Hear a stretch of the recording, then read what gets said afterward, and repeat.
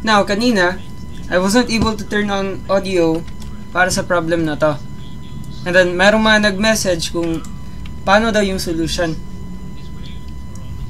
So, for this problem, we are to find the force in member EF. Now, first, we're gonna solve the reactions. And then, since, by the way, the distances pala is, this is L over 3.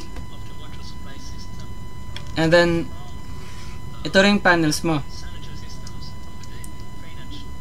So, L over 3, saka ito rin. Yan. Now, ideally, let's consider a value of L na 3 meters. So, if L is 3, then 3 divided by 3 becomes 1. Palitan natin yan ng numerical values. So, lahat ng to magiging 1. Ito, saka ito rin.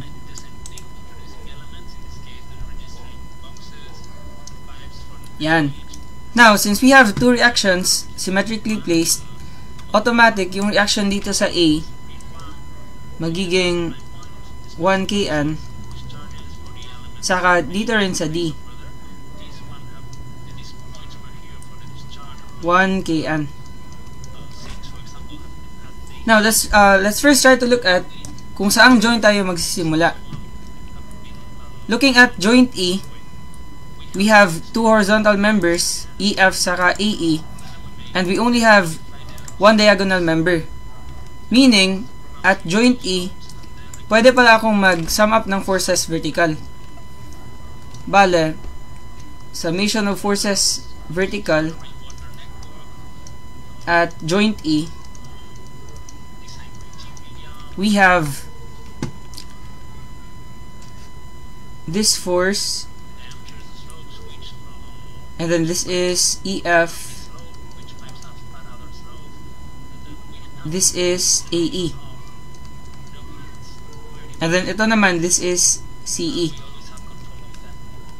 and then we have 1 kN acting downward. Yan. And so after this, kukunin ko yung components ng CE. Now for CE, this is my triangle. Yung triangle na yan. So I have a base of 1 and also a height of 1. Therefore, the components of this triangle will be 1, 1, and then since the same yung legs, this is a 45-degree triangle. Bale, this is square root of 2. And so summing of forces vertical, I have CE times 1 over square root of 2 equal yan to 1.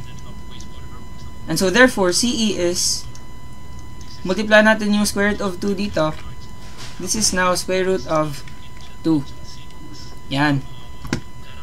And so, meron na tayong force in member CE. Now, you can use the method of joints and then solve the remaining forces in these members.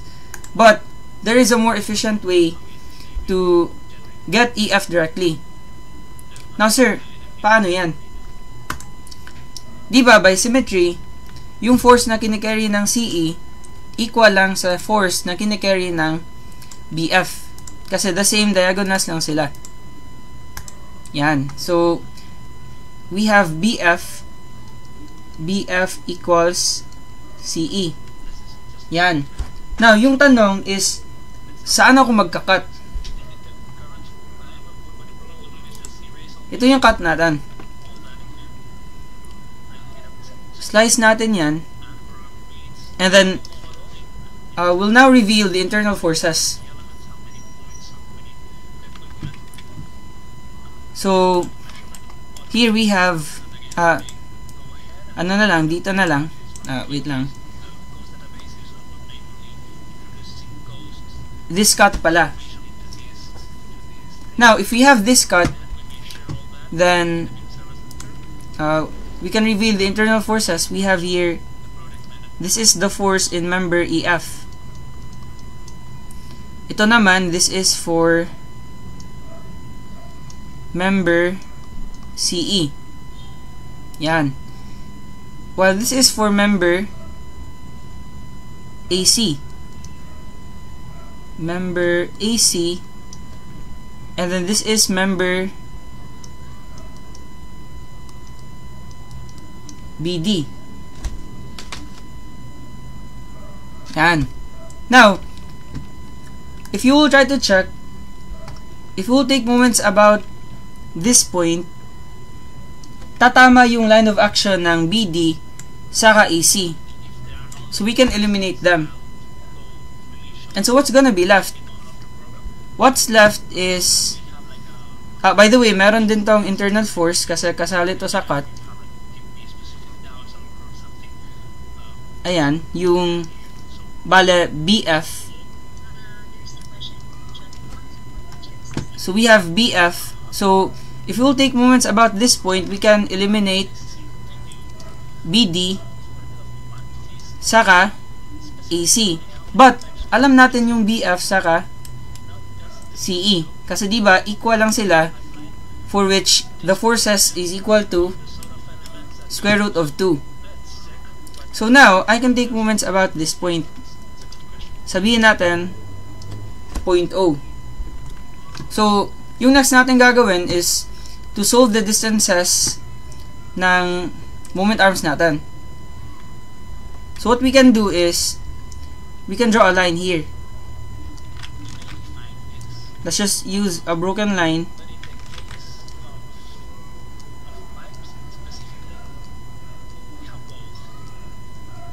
Yan. And then, it's similar to this triangle.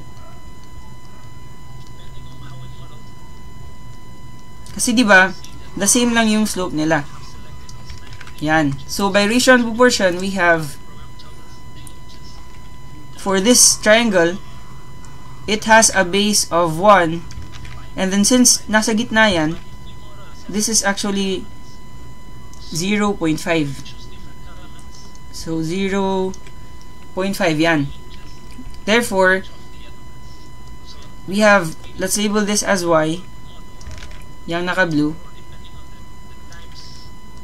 We have y divided by a base of 1.5 equals, this whole height is 1. So we have 1 is to a base of what? 2 meters. So this is over 2. Therefore, y is 1.5 divided by 2. So this is 0.75. Y equals 0.75. And so if this is 0.75, what is now this distance? Yang distance na yan.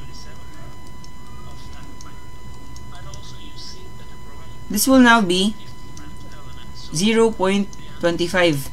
Bale, 1 minus 0.75. Yan. And then, since nasa gitna din to, then this distance is also from here to here. Let's just project another line. 0.25 din yan. Now, you can solve this manually by ratio and proportion.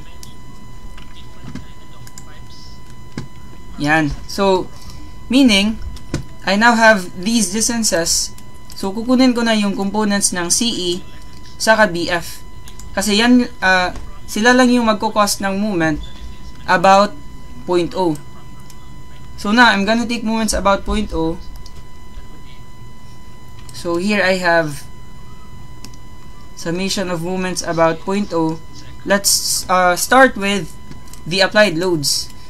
Meron tayong 1 kN, and then going to point O, we have a moment arm of 1 plus 0.5. So 1 times 1 plus 0.5, it's for the reaction, and then minus 1 kN, itong applied load, multiply natin by 0.5. Yan yung perpendicular distance going to O. So, minus 1 times 0.5. Yan. Ano yung next na gagawin? We have EF. Diba? This is acting to the right, so it will cause a counterclockwise rotation about O. Therefore, we have minus EF. Ano yung moment arm niya? Yung moment arm niya is itong value ng Y. Which is, diba, na-solve natin kanina, 0.75. Yan. So, EF times 0.75.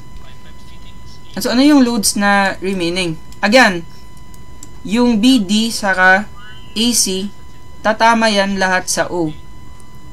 So, excluded na yan. Meaning, yung BF na lang saka CE yung titingnan natin. But, we can apply the principle of transmissibility. Notice that BF and CE passes to this point. Yang point na yan. Meaning, we can transmit CE saka BF sa point na to. Now, sir, ano yung advantage if we will transmit CE saka BF dito? Notice that kung andito yung CE, bale, extend mo yung line of action niya, lagay natin yan dito, extend natin yan, and then extend din natin yung BF, yung line of action ng BF, lagay natin dito, extend natin. So, diba, yung CE saka BF, meron silang horizontal components. Now, yung vertical components nila, if you transmit the load, wala na yung moment na makukos. Meaning, yung horizontal component na lang, so we have, again, yung ratio nito is 1, 1, square root of 2, and the same din dito. This triangle is also 1, 1, square root of 2. Now, once we transmit BF, ano yung moment arm niya? Bale, yung horizontal components na lang yung titingnan natin. Yan. So, its moment arm going to O, we have 0.25. And then, since diba, equal yung BF saka CE, then we can just multiply this by 2. Bale, move natin to. Bale, we have plus, ano yung value ng BF saka CE? Diba? Square root of 2. Copy natin yan. So, bale, dalawang square root of 2. And then, let's get the component. 1 over square root of 2. And then, multiply natin by the moment arm. By the way, yung horizontal component niya causes a counterclockwise rotation about O. So, we have to use minus. Yan. Again, para lang tong merong dalawang components, dalawang arrows na lang. Ito yung component ng BF, bala BFX, saka ito yung CEY pala. CEX. Kasi yung CEY, if you will transmit that, andito na yan. Andito yung CEY, andito yung BFY. So, wala na yung moment arm going to O. So, excluded na.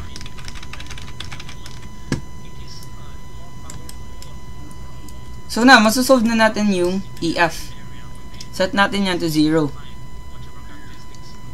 Yan. So, type natin 1 times 1 plus 0.5 minus 1 times 0.5 minus x times 0.75 minus 2 square root of 2 times 1 over square root of 2, multiply natin by 0.5. Wait lang. 1 times 1.5 minus 1 times 0.5. Ano yung kulang?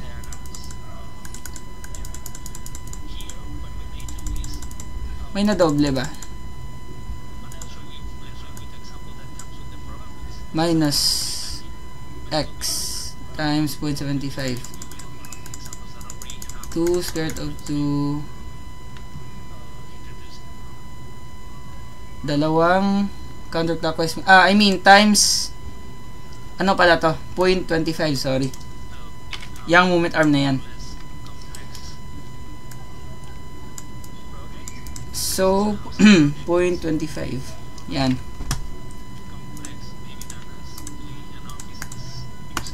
So, ito na yung sagot.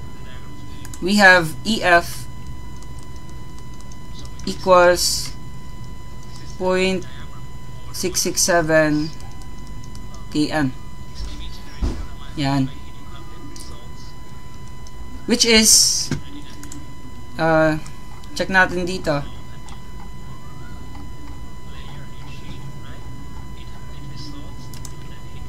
Letter B.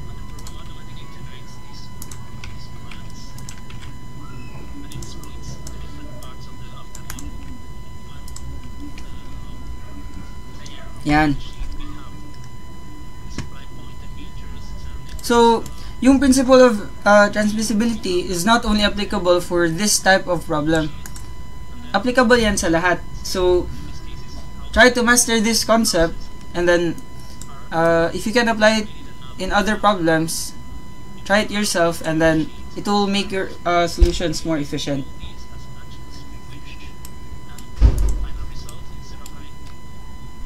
Yung medyo advanced method lang dito is identifying point O as a moment center. But with practice, again, automatic mo na yung makikita.